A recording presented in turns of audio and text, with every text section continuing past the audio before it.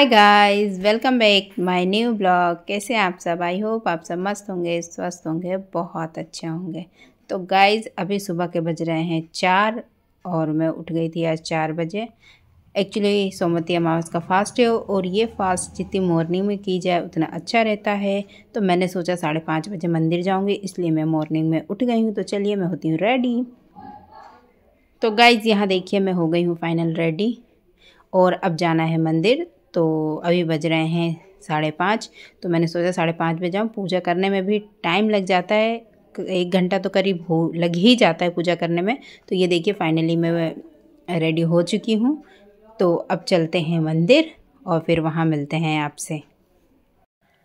Guys तो finally मैं मंदिर आ गई और देखिए यहाँ कितना अंधेरा है और मैंने यहाँ पर वीडियो बना रही हूँ तो मोबाइल का टॉर्च ऑन किया है, फिर मैं वीडियो बना रही हूँ ताकि थोड़ी सी रोशनी मिल जाए क्योंकि बिल्कुल अंधेरा था। और फिर मैं यहाँ बैठकर पूरी अपनी थाली जमा रही थी ताकि वहाँ जाके पीपल के पेड़ में पूजा कर सकूँ। और मैं इतनी मॉर्निंग में आई थी, मैंने सोचा कोई भी नहीं मिलेगा, बट इतनी मॉर्निंग में आने के बाद भी 2-3 लोग पूजा कर रहे थे। तो मुझे बड़ा अच्छा लगा कि चलिए मुझसे पहले भी कई लोग हैं जो उठकर आए हैं और पूजा कर रहे हैं। मैं पहली बार इतनी सुबह आई हूँ, नहीं तो मोस्टली मैं 5:30 बजे नहीं, करीब 6-6:15 पर आती हूँ। बट सूर्य भगवान के निकलने से पहले मेरी पूजा हमेशा हो जाती थी। तो ये देखिए यहाँ भी मैं इतनी मॉर्निंग में आई थी और देखिए लोग बाग आपको पूजा करते हुए दिख रहे हैं, जो मुझे बिल्कुल भी उम्मीद नहीं थी कि लोग बाग इतनी सुबह भी आ जाएंगे। और ये देखिए सिंदूर लगाते हैं, ऊपर की ओर टीकते जाते हैं, मतलब ऊपर की ओर टीका बढ़ाते जाते हैं। बोलते हैं ये सुहाग जितना लंबा जाता है हमारा, मतलब सुहाग की आयु भी उतनी ही लंबी होती है। हम दोनों साथ में ऐसे जिए, हमारा सुहाग हमेशा हमारे साथ रहे। तो ये मेरी पूजा स्टार्ट हो गई और मैंने फेरी लगाना स्टार्ट कर दी है। और ये देखिए अब थोड़ा मॉर्निंग का टाइम हो गया है, उजाला उजाला दिख रहा है। और ये है अब बजरंगबली का मंदिर है यहाँ पर, और मंदिर में पीपल का पेड़ है साइड में जहाँ हम पूजा करते हैं। तो ये देखिए मंदिर कितना अच्छा दिख रहा है। अभी मॉर्निंग का टाइम है, बहुत ही अच्छा व्यू आ रहा है।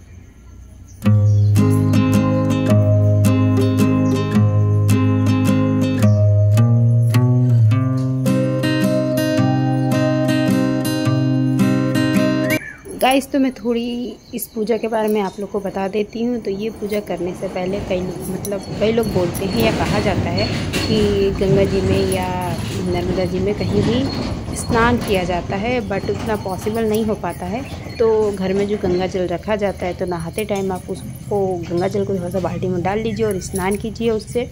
और उसके बाद आप पूजा की सामग्री जो भी है आप ले सकते हैं। सिंदूर मैंने इसमें सिंदूर को टिका जाता है जितना ऊपर तक आप ले जाएं, और सुहाग की चीज़ें रख लीजिए। तो मैं 5 चीज़ें रख लेती हूँ, आपसे जो बने आप वो रख सकते हैं। और सुहाग की चीज़ों को यहाँ भगवान जी को पीपल के पेड़ के नीचे अर्पित किया जाता है, एक तरीके से चढ़ाया जाता है।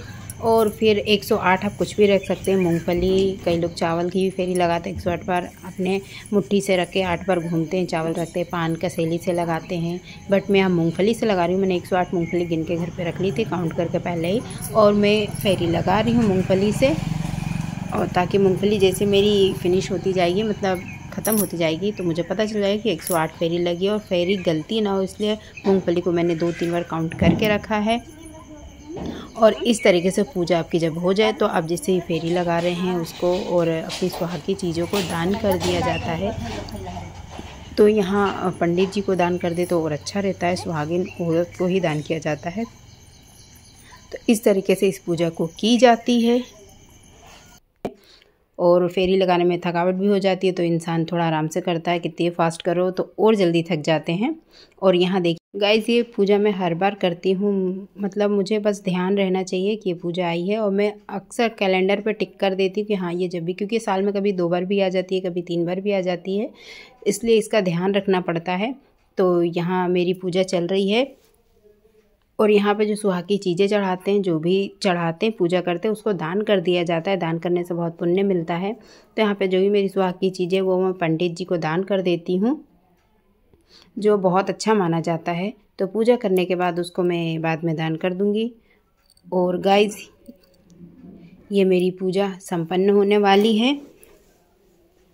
और जब पूजा करने के लिए काफ़ी लोग साथ में रहते हैं तो साथ में जब फेरी लगाते हैं तो बहुत अच्छा लगता है ये पूजा करने में। और अकेले करो तो उतना अच्छा नहीं लगता, बट यहाँ पे इतने सारे लोग हैं तो पूजा करने में काफ़ी मज़ा आ रहा है और देखने में भी अच्छा लग रहा है। कितने सारे लोग हैं साथ में फेरी लगा रहे हैं, तो बहुत अच्छा लगा। मैंने बिल्कुल भी एक्सेप्ट नहीं किया था कि मुझे मॉर्निंग में लोग मिलेंगे, बट मिल गए तो मुझे काफ़ी अच्छा लगा।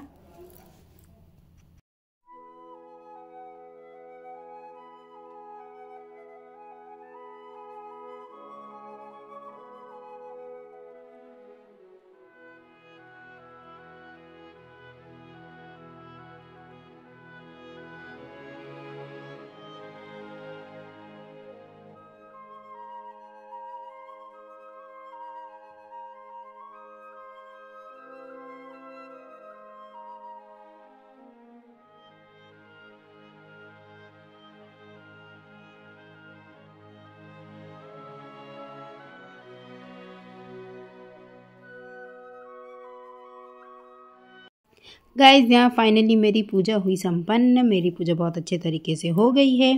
तो अब चलते हैं हम घर की ओर पूजा करके। घर पे नित्या और अन्नी दोनों सो रहे थे और मैं उनको सोते हुए छोड़कर आ गई थी ताकि मेरी पूजा हो जाए। उनके सोते हुए में ही मेरी पूजा हो जाए और मैं घर चली जाऊं। तो यहाँ मेरी पूजा हो गई और घर जाकर पता चलेगा कि दोनों बच्चे सो रहे हैं कि उठ गए हैं। बस नित्या ना उठी हो तो ज़्यादा अच्छा है, क्योंकि उठ जाएगी तो फिर परेशान करेगी। तो गाइज़ यहाँ पूजा हो गई है, तो चलते हैं अब घर की ओर, देखते हैं बच्चे क्या कर रहे हैं।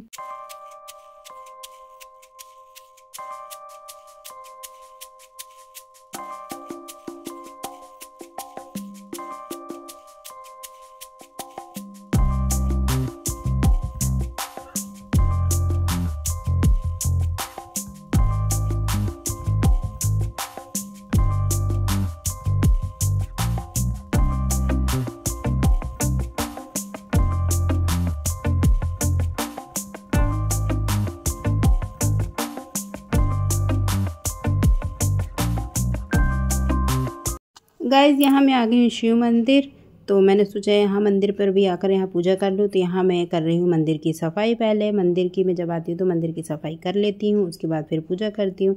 और देखिए जब मैं वहाँ से पूजा करके आई थी बजरंगबली मंदिर से पीपल में फेरी लगा कर, तो नित्या उठ चुकी थी और अन्नी भी उठ गया था। तो वो दोनों भी साथ में मंदिर आ गए हैं।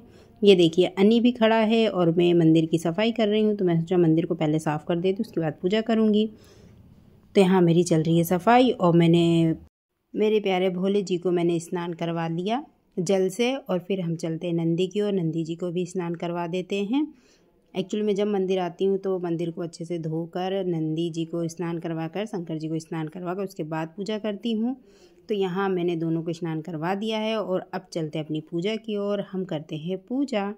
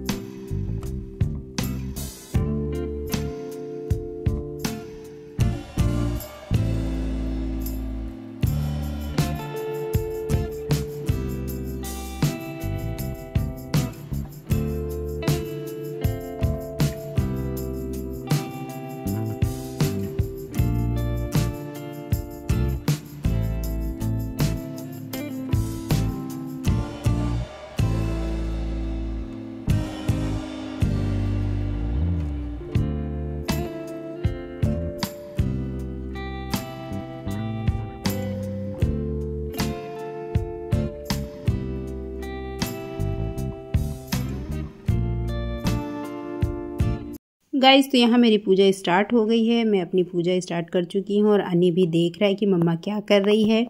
अन्नी बड़े ध्यान से देख रहा था कि मम्मा क्या करने में लगे हुए। तो एक्चुअली मैं शिव जी पे उनको थोड़ा सा रेडी कर रही थी, भगवान जी को। मुझे